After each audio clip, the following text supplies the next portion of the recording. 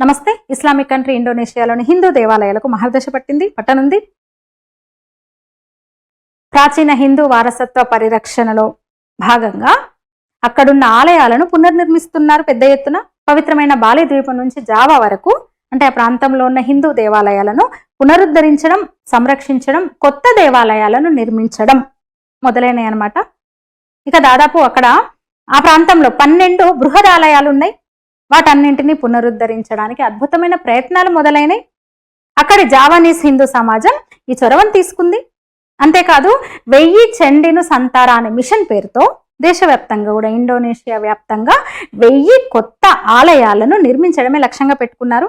వాళ్ళ సంకల్పానికి అక్కడి ప్రభుత్వం కూడా తోడైంది, సహాయ సహకారాలు అందిస్తోంది, ప్రోత్సాహమిస్తోంది.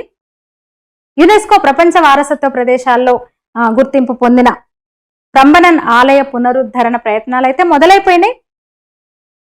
అక్కడి కాంప్లెక్స్ లోని 22 హిందూ ఆలయాలు ఇప్పటికే కొన్ని పునర్నిర్మాణం కూడా జరిగిపోయింది.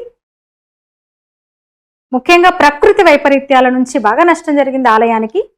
వాటన్నింటినీ కూడా పునరుద్ధరించారు. అయితే ఆ పనులన్నీ కూడా ఈ పునరుద్ధరణ పనులన్నీ కూడా యునెస్కో నిబంధనలకు లోబడి జరిగినాయి అన్నమాట.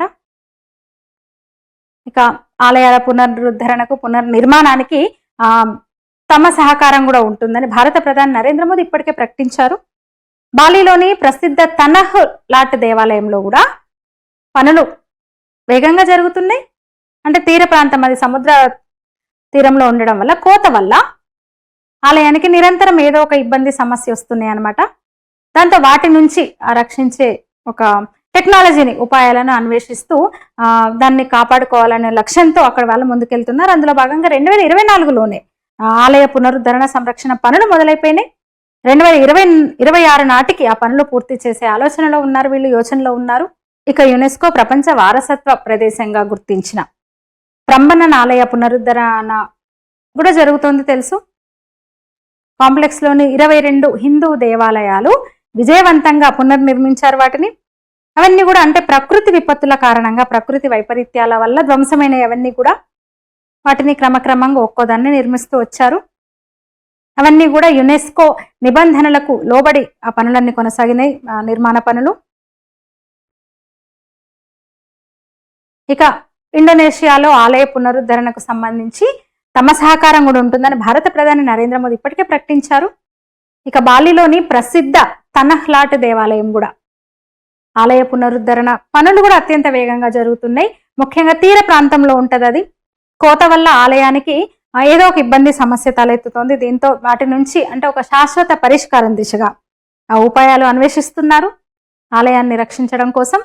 అందులో భాగంగా 2024లోనే అంటే గతేడాది పునరుద్ధరణ, సంరక్షణ పనులైతే మొదలైనవి. 2026 కల్లా పనులు పూర్తి చేయాలని ఒక లక్ష్యంతో ముందుకు సాగుతున్నారనమాట. ఇక మూవారో జాంబీ ఆలయ సముదాయం అతిపెద్దది. అది కూడా సుమత్రాలో ఉంటది. ఇది జాంబీ ప్రావిన్స్ లో ఉంటది.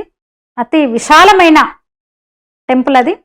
ఒకప్పుడు ఇది బౌద్ధుల విద్యా కేంద్రంగా విలసిల్లిందంట.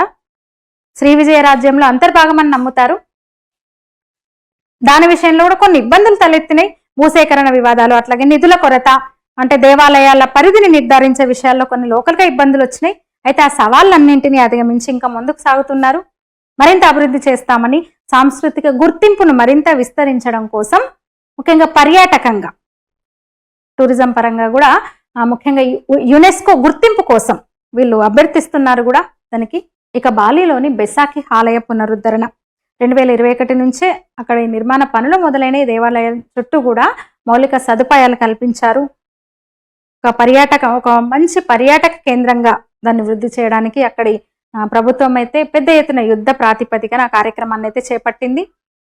అంటే పార్కింగ్, నీటి వసతి, ట్రాఫిక్ ఇబ్బందులు లేకుండా, అలాగే గెస్ట్ హౌస్లు, ఇవన్నీ కూడా ఆ ప్రాజెక్టులో చేర్చేసి వేగవంతంగా పనులు జరుగుతున్నాయి అన్నమాట.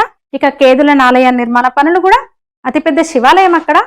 పర్యాటకులు అంటే ఇండోనేషియా వెళ్లే పర్యాటకులు ఖచ్చితంగా దర్శించే ప్రదేశం అన్నమాట అది. అందులోనే మరొక 3 చిన్న ఆలయాలు కూడా ఉంటాయి. ఈ పునరుద్ధరణ ప్రాజెక్టులో భాగంగా ఈ దేవాలయం కూడా ఉంది. 1993లో అగ్నిపర్వత బూడిద కుప్పల కింద ఈ ఆలయ ఆనవాళ్లను గుర్తించారనమాట.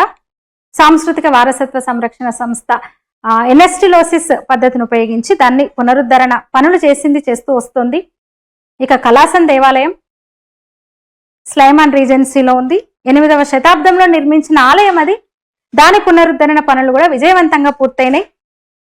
వజ్రలేప పూతతో ఉన్న ప్రసిద్ధ బౌద్ధ దేవాలయం ఇది. ఇది కూడా అంతే, సముద్రపు నీరు చొచ్చుకు రావడం వల్ల కొంచెం ధ్వంసమైందని చెప్పొచ్చు.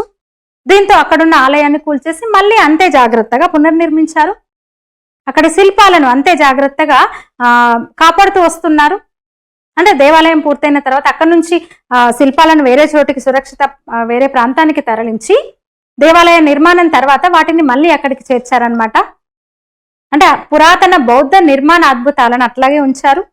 ఇక 9వ శతాబ్దానికే చెందిన సెంట్రల్ జావాలోని ప్లావోసాన్ మందిరం కూడా అంతే.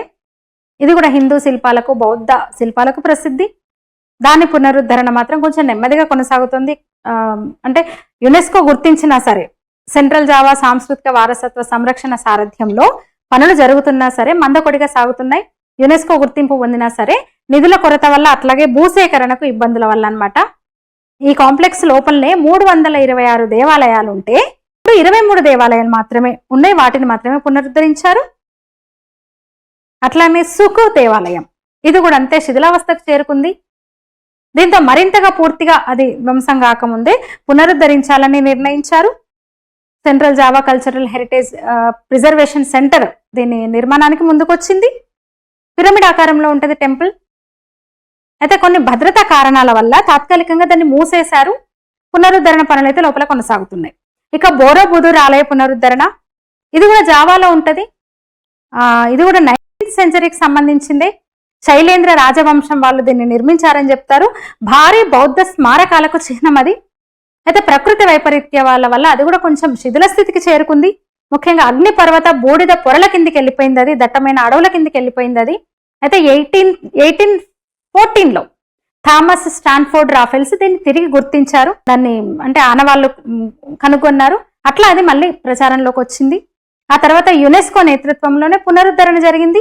1983లో మరింతగా ప్రచారంలోకి వచ్చింది అనమాట. ఇవే కాకుండా చాలా ఆలయాలు ఇండోనేషియాలో పునరుద్ధరిస్తున్నారు, పునర్నిర్మిస్తున్నారు. అక్కడి ప్రభుత్వం కూడా సహకరిస్తోంది.